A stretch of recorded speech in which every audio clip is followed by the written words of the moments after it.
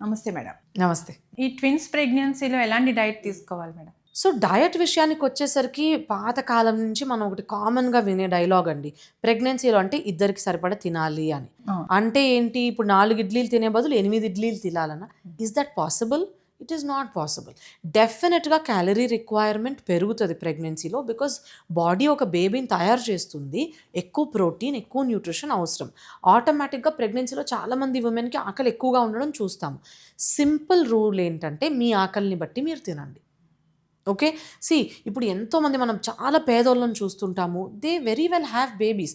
బేబీస్‌కి కావాల్సిన nutrition mother body స్టోర్స్‌లో నుంచి లాక్కొని వస్తుంది. బేబీకి రావాల్సిన వెయిట్ గాని అన్నీ వస్తాయి. సో, అట్లని మనం డబుల్, ట్రిపుల్ తినేయాలి అని ఆ పాత పద్ధతులే ఇప్పుడు ఫాలో అయ్యి అందరూ బీపీలు, షుగర్‌లు తెచ్చుకుంటున్నారు. ప్రెగ్నెన్సీలో మరీ డబుల్, ట్రిపుల్ వెయిట్ ఎక్కువైపోతున్నారు.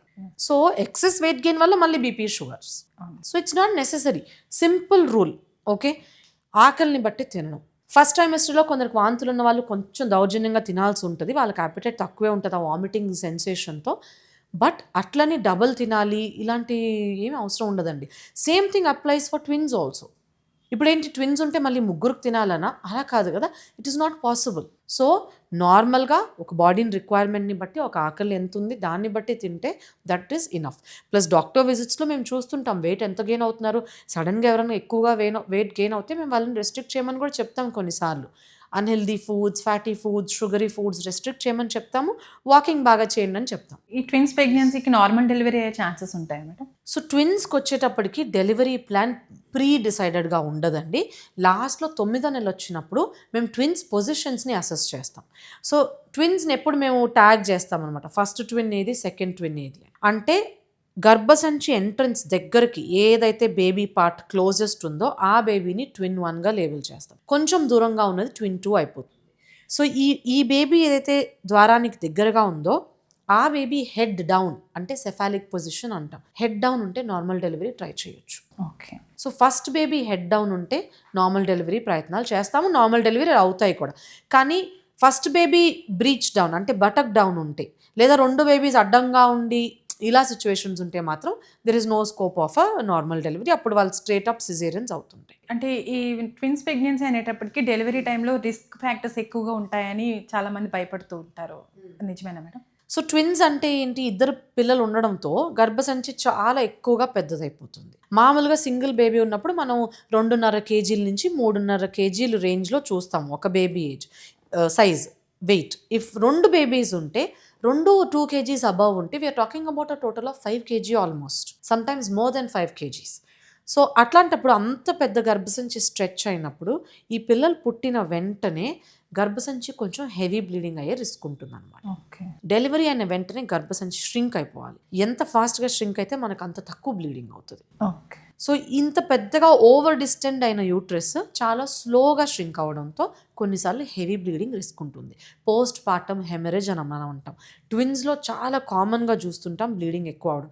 సో, మేము ముందు జాగ్రత్తగానే ట్విన్ ప్రెగ్నెన్సీస్ గానీ లేదా ఉమ్మనీరు ఎక్కువ ఉండిపోయి ఎక్కువ గర్భసంచి స్ట్రెచ్ అయిన వాళ్ళకి వీళ్ళందరికీ ముందు జాగ్రత్తగానే బ్లీడింగ్ ప్రికాషనరీగా ఇంజెక్షన్స్ కొన్ని ఇస్తామన్నమాట. So that it can shrink faster అని. ట్విన్స్ పుట్టిన తర్వాత ఆ మదర్‌కి ఎలాంటి ఛాలెంజెస్ ఉంటాయి మేడం తర్వాత పోస్ట్ ప్రెగ్నెన్సీ? సో, మామూలుగానే post delivery it's a challenging face any వుమన్‌కి.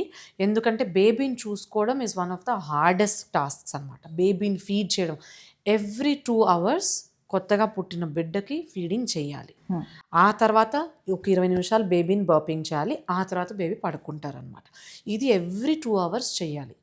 So, imagine దీంట్లోనే పగలు రాత్రి చేయాలి మళ్ళీ. సో, మదర్‌కి డెఫినిట్‌గా నిద్ర తక్కువ ఉండడం అనేది దాంతో కొంచెం పోస్ట్ పార్టమ్ డిప్రెషన్ రిస్క్ ఇవి కూడా ఉంటాయి. ట్విన్స్ ఉన్న వాళ్ళకి this is double the risk. So, ఒక బేబీని 20 నిమిషాలు ఫీడ్ చేసి పండబెడితే నెక్స్ట్ బేబీకి ఫీడ్ చేసి టైం వచ్చేస్తుంది. So, the mother is continuously 24/7 ఇదే పని మీద ఉంటారనమాట. సో, ట్విన్స్‌ని చూసుకోవడం ఇంకా ఛాలెంజింగ్. సో, మదర్స్‌కి ఫస్ట్ ఆఫ్ ఆల్ ఇద్దరు బేబీస్‌కి సరిపడా మిల్క్ రావడానికి అడిక్వేట్‌గా న్యూట్రిషన్ ఉండాలి. ఇద్దరు బేబీస్‌కి సరిపడా టైం ఉండాలి. ఇద్దరిని ఫీడ్ చేయాలి, ఇద్దరిని బర్పింగ్ చేయాలి. సో, ఎక్కువ మంది ఫ్యామిలీలో హెల్ప్ చేయాల్సిన సిచ్యువేషన్ ఉంటుంది. సో, మదర్ ఫీడింగ్ చూసుకుంటే ఇంకెవరన్నా బర్పింగ్ పని చేసుకుంటే అప్పుడు మదర్ కొంచెం రెస్టింగ్ టైం ఉంటుందన్నమాట. So, it is not easy. మామూలుగా ఒక్క బేబీని పెంచడమే చాలా కష్టమైన పని ఫిజికల్గా, మెంటల్గా, ఎమోషనల్గా ఇద్దరిని బేబీస్ని చూసుకోవడం అంటే that is even more challenging. So post partum depressions ఇవన్నీ ఇంకా ఎక్కువగా చూస్తుంటాం వీళ్ళల్లో. సో అడిక్వేట్ ఫ్యామిలీ హెల్ప్ ఉండాలి. కమల పిల్లలు ఉన్నప్పుడు హెల్ప్ చేయడానికి 2-3 ఆడోళ్ళు ఉండాలి. బేబీస్కి మసాజ్ ఇవ్వడానికి కానీ, స్నానం ఇవ్వడానికి కానీ, వేరే ఎవరైనా చూసుకుంటే ఇలాంటి పనులన్నీ ఓన్లీ ఫీడింగ్ మీద తను ఫోకస్ చేసుకొని అడిక్వేట్గా తను రెస్ట్ తీసుకోవచ్చు అనమాట. బికాస్ తను కూడా హీల్ అవ్వాలి. నార్మల్ డెలివరీ అయినా సిజేరియన్ అయినా కూడా మదర్ బాడీ చాలా సోర్ అయిపోతుంది. తనకే హీలింగ్ జరగడానికి కొంచెం ఎనర్జీ కావాలి, ప్లస్ ఫీడింగ్ చేయాలి. So it's a very challenging phase అనమాట. ట్విన్స్ ఉన్నప్పుడు yes definitely it is much hard. Twins పుట్టిన తర్వాత వారి మెంటల్గా కానీ ఫిజికల్గా కానీ వాళ్ళ బిహేవియర్ ఎలా ఉంటుందంటారు? సో ట్విన్స్లో 2 రకాలు ఉన్నారండి. ఒకరు ఐడెంటికల్ ట్విన్స్, ఒకరు non identical twins. Identical twins అంటే ఇద్దరు ఒకేలాగా చూడ్డానికి సేమ్ ఉంటారు, ఒకే జెండర్ ఉంటారు. అంటే 2 అమ్మాయిలు కానీ 2 అబ్బాయిలు కానీ ఉంటారు. సో వీళ్ళు ఒక పిండం విడుదలయ్యి పుట్టితే వచ్చే ట్విన్స్ అనమాట ఐడెంటికల్ ట్విన్స్ యూజువలీ. ఇప్పుడు 2 ఎగ్స్ ఫర్టిలైజ్ అయ్యి 2 ఎంబ్రియోస్ తయారైతే 2 different pregnancies but in 1 uterus అనమాట. వీళ్ళు నాన్ ఐడెంటికల్ ట్విన్స్. అప్పుడు ఒక అమ్మాయి ఒక అబ్బాయి ఎలాగైనా ఉండొచ్చు, కొన్నిసార్లు 2 అబ్బాయిలు కూడా ఉండొచ్చు వీళ్ళు. మ్యామ్, ప్రెగ్నెన్సీ స్టార్ట్ అయిన తర్వాత ఒక అమ్మాయి పుట్టాలి లేదా అబ్బాయి పుట్టాలి అని ఎలా డిసైడ్ అవుతుంది? అంటే ప్రెగ్నెన్సీలో అంటే గర్భసంచిలో ఎలా అది ఫిక్స్ అవుతుంది అని? సో ఇప్పుడు ఆడవాళ్ళకి క్రోమోజోమ్స్ XX ఉంటాయి, మగవాళ్ళకి క్రోమోజోమ్స్ X అండ్ Y ఉంటాయి అన్నమాట. ఓకే, సో ఇప్పుడు అమ్మాయి ఎగ్ నుంచి ఎక్సే వస్తుంది, బికాస్ తనకుండేది 2 ఎక్స్లే కాబట్టి. అబ్బాయిలో స్పర్మ్ వచ్చినప్పుడు 2 రకాలు వస్తాయి. కొన్ని స్పర్మ్స్ Xతో వస్తాయి, కొన్ని స్పర్మ్స్ Yతో వస్తాయి అన్నమాట.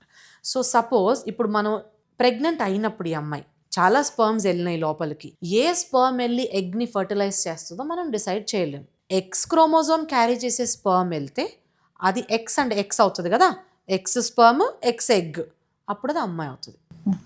సపోజ్ Y క్యారీ చేసే స్పర్మ్ వెళ్ళింది అంటే ఈ స్పర్మ్లో ఉన్న Y, ఎగ్లో ఉన్న X కలిపి XY అవుతుంది, అది అబ్బాయి అవుతారు. So it is the sperm that decides అండి అమ్మాయి పుట్టబోతున్నారా అబ్బాయి పుట్టబోతున్నారా అనేది.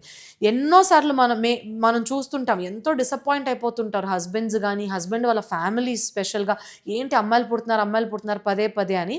అండ్ మోస్ట్ ఆఫెన్ చాలా దగ్గరలో అమ్మాయి బ్లేమ్ అవుతుంది అనమాట. బట్ జనాలకు తెలియని విషయం ఏంటంటే అబ్బాయి నుంచి వచ్చే స్పర్మ్ వల్ల డిసైడ్ అవుతుంది అది అమ్మాయా అబ్బాయా అనేది. అది అవగాహన తెలియాలంటే చాలా మందికి తెలియదు మేడం, విషయం తెలియక.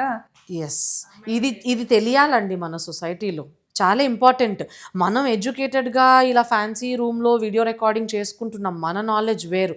బట్ చాలా లోవర్ స్ట్రాటా ఆఫ్ ద సొసైటీలో ఎంతోమంది ఆడవాళ్ళు సఫర్ అవుతున్నారు. పదే అమ్మాయిలు పుడుతున్నారని మనం ఇప్పటి వరకు కూడా ఇండియాలో ఫీమేల్ ఫీటిసైడ్స్ చూస్తున్నాము. చాలా మంది వేరే పెళ్ళిళ్ళు చేసుకోవడం కూడా చూస్తున్నాము. వేరే అమ్మాయిని పెళ్లి చేసుకుంటే అబ్బాయిలు పుడతారేమో నాకు అని, అవి కూడా జరిగినాయి, చాలా ఏళ్ళ నుంచి జరుగుతున్నాయి, ఇప్పటికి కూడా జరుగుతున్నాయి అన్నమాట. సో ఇలాంటి వాళ్ళకి ఇది ఇన్ఫర్మేషన్ దట్ వేరే అమ్మాయిని పెళ్లి చేసుకుంటే కాదు, అమ్మాయి వేరే అబ్బాయిని పెళ్లి చేసుకుంటే maybe there is a possibility ఏమో వేరే Y క్రోమోజోమ్ వస్తే. But even that is not guaranteed. Ma'am, twins ప్రెగ్నెన్సీకి సంబంధించి కంప్లీట్ ఇన్ఫర్మేషన్ ఇచ్చారు. Thank you so much ma'am. Thank you.